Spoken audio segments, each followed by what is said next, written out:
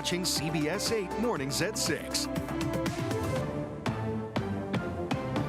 Thanks so much for being part of CBS 8 Mornings. Glad you're with us. 6 a.m. on this Friday. I'm Eric Connors. And I'm Netta Irampour. And yeah, Friday. So hey, just a few hours from the weekend. Right. Let's see what's going on out there, how we can make our plans outdoors. Probably a good idea. Please, right? by all means. Do it all. Today's the warmer day, so if you want to spend time outside, I'd say today is a great one to do it. Inland, we're getting to the 80s again, so it's getting a little warm out there inland. But the big warm-up, the more dramatic warm-up, is going to come toward about the middle of next week, which may also coincide with the end of next week. So perhaps summer-like conditions that we'll be watching for as we get into our Halloween weekend next weekend. This weekend, though, is pretty comfortable. Look at Saturday and Sunday out by the water. You're at 70 degrees. We dropped down from the 80s this afternoon in El Cajon to the 70s over the course of Saturday and Sunday. Julian sliding from the mid-70s to the low 70s in the deserts, also getting just a couple degrees of cooling. Partly cloudy to mostly sunny skies as we get into each afternoon. Eric? Well, this just in here, the inflation rate is back up to 3%, the highest since January. This is according to the Bureau of Labor Statistics, which released the data after being delayed by the government shutdown. So consumer prices rose 0.3% in September. The annual rate went from 2.9% to 3%. The Federal Reserve will use this data when it meets next week to make a decision on interest rates. And based on this inflation data, the Social Security Administration announced a cost of living adjustment increase of 2.8%. That means retirement benefits will increase an average of $56 a month in January. And now a heads up here, if you have travel plans this weekend, a major freeway closure to let you know about. Caltrans says all lanes of northbound Interstate 5 in the Mission Bay area will be closed starting tonight. And CBS 8's Regina Yarita along the 5 now with the alternate routes people can take here. Busy stretch, Regina. Yeah, it is a busy one, and that's why the first thing you should know is really some of the routes and alternatives that you should take. We're driving towards the 5 north. We're actually already seeing some signs that tell people that the on-ramp towards the north I-5, there's going to be a closure starting at 9 p.m. and it'll go through Monday at 5 a.m. So we're going to get on the freeway here. This is Morena Boulevard, close to where you get onto the 8 East. But the closure, again, won't begin until 9 p.m. on Friday, and it'll extend through Monday, October 27th until 5 a.m. Crews are going to be handling road work and concrete slab replacement. Caltrans says this closure is the third of 4 closures that are part of the I-5 project. It's focused on maintaining the existing infrastructure of the southern portion of the freeway. So they'll be fixing pavement along the main roadway, shoulders, and freeway ramps to help preserve the existing pavement. You want to look out for some of the closures on the on-ramp and off-ramps, but drivers that use northbound I-5, they're being asked to take alternative routes such as State Route 163, State Route 15, or the 805 past the I-8 to connect to 5. If we can come back out here, we're on the 5 north here. This is going to be part of the closure this stretch, so you're already looking at signs. This morning, some light morning commute, still not seeing traffic or congestion, but definitely going to be a different case once we head towards the later night for that closure. For now, I'll send it back to you guys. Okay, Regina, thank you very much. And now all coastal rail service between San Diego and Oceanside will be suspended tomorrow and Sunday. This is for planned maintenance work. This is for both coaster and Amtrak trains. Travelers are urged to plan ahead for alternate travel arrangements. This morning, a man is facing charges in connection to that crash that killed a La Mesa police officer and another driver. CHP says the driver who hit the officer was arrested on suspicion of driving under the influence. Authorities say 5 vehicles were involved in a series of crashes in the eastbound lanes of the 8 near Interstate 15 on Monday. 25-year-old La Mesa officer Lauren Craven saw it happen. She pulled over and got out of her vehicle to help, and that's when she was struck by a Toyota Camry. The CHP says the driver of that vehicle, 38-year-old Antonio Alcantar, was taken to a hospital and later arrested. The medical examiner also identified the second driver who died as 19-year-old Devontae Morris. Officer Craven's body was escorted by a large law enforcement procession yesterday from the medical examiner's office to a mortuary. You see all the people lined up there. People around the community stopped by to pay their respects to the officer, who was just 25 years old. Her father says she chose a career in law enforcement after an incident in college required her to interact with detectives.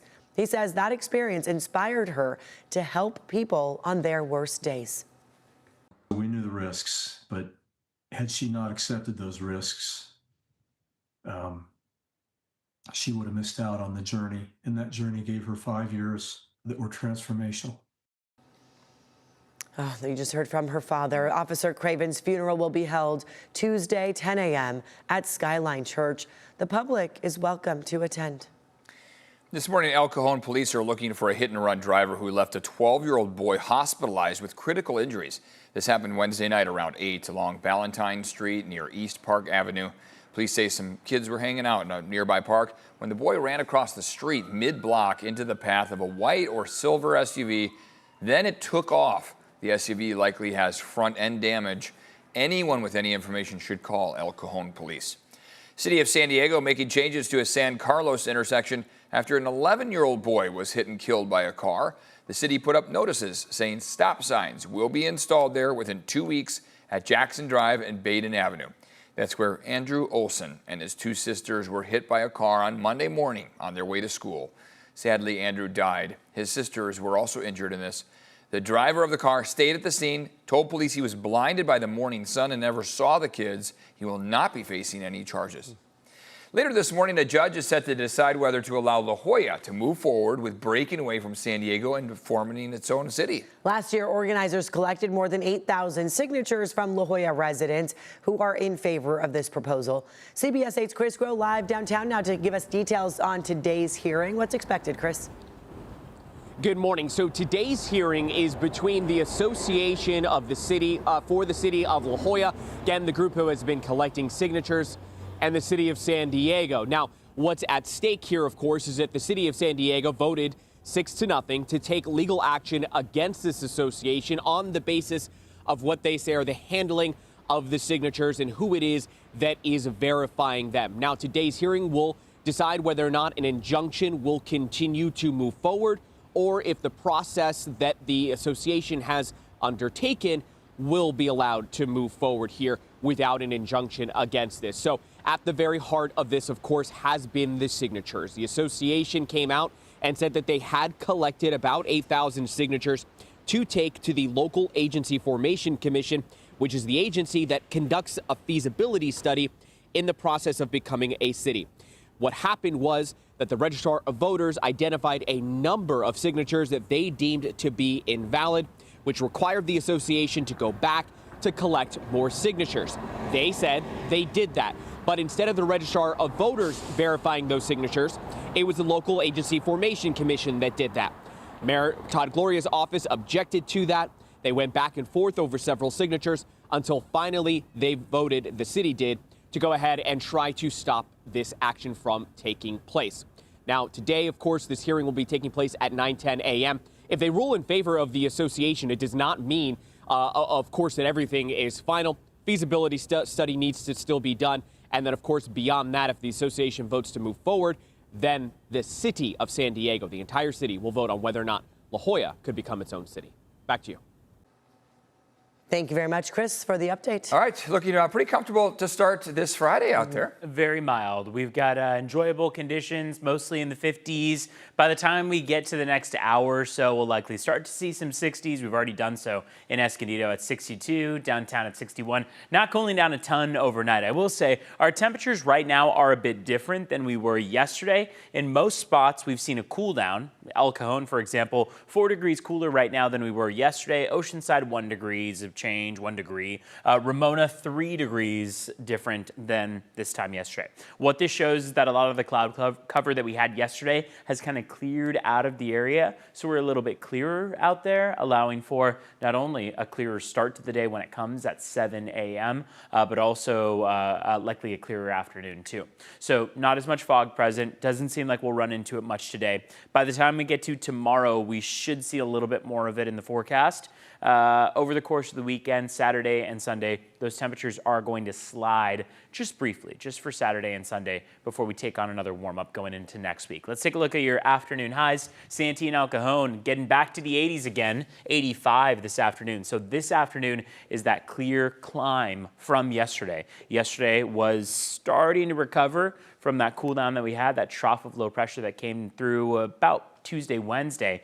And now we're seeing that climb kind of takes its most dramatic hit before dropping back down into Saturday, Sunday, Monday. 75 for San Diego and Coronado. Here's what we've got up in North County. Oceanside 75, Vista 78, 83 for Escondido, and 82 for Poway. On that 5-day forecast, you could see the very clear upward trajectory of temperatures as we get toward about Tuesday, Wednesday of next week. Let's jump into traffic, talk about how your roads are looking. This is the northbound commute on the 805 at Home Avenue. About a half hour ago, it was picking up quite a bit. Volume was intense. I will say volume is still pretty high for this morning for the northbound lanes, but still, nonetheless, no major crashes, so not causing any major delays. Southbound commute looking good this morning. Here's a live look at your traffic maps. We only have a surface street crash to watch for, stalled vehicle up on the northbound 805, closer to the Del Mar area, or at least getting in that direction. Want to take you to Coronado Bridge. We've seen some improvements mid-span earlier this morning, again about a half hour ago.